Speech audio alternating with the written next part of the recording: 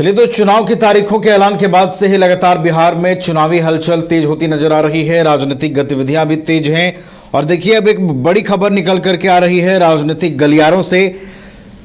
पूर्व आईपीएस शिवदीप लांडे निर्दलीय विधानसभा चुनाव लड़ेंगे और अररिया और जमालपुर ये दो सीटें होंगी जहां से वो बतौर निर्दलीय प्रत्याशी चुनाव में अपनी किस्मत आजमाएंगे। तो पूर्व आईपीएस शिवदीप लांडे बीते दिनों भी चर्चा में थे अपनी नई पार्टी को लेकर और लगातार वो जो है अब बिहार में रहने की बात करते नजर आए, बिहार के लोगों से जुड़ने की बात करते नजर आए। और अब देखिए, जब चुनाव नजदीक है, चुनाव की तारीखों का ऐलान हो गया है, तो शिवदीप लांडे को लेकर ये बड़ी खबर आ रही है।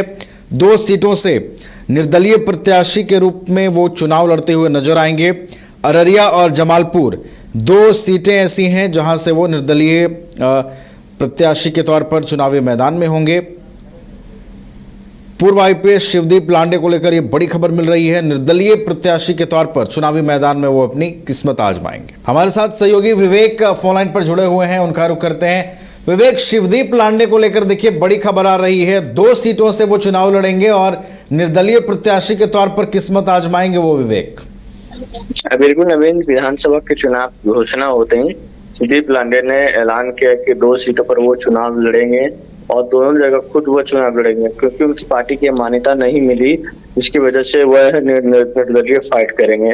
तो ऐसे में एक जमालपुर सीट है और एक मधुबनी जिले की सीट है। तो ऐसे में दोनों सीटों पर देखना है चुनाव लड़ते हैं तो क्या कुछ समीकरण बदलता है। शिवदीप लांडे जो है हाल ही में अपनी जो नौकरी है, नौकरी छोड़कर वीआरएस लेकर राजनीति में आने की इच्छा जाहिर की और फिर उन्होंने पार्टी बनाई। फिर पार्टी बनाकर लोगों के बीच में भी गए, लेकिन पार्टी की मान्यता नहीं मिली। इसकी वजह से उन्होंने निर्दलीय चुनाव लड़ने का ऐलान किया है, निर्दलीय चुनाव लड़ेंगे। और देखना होगा, उन्होंने नामांकन के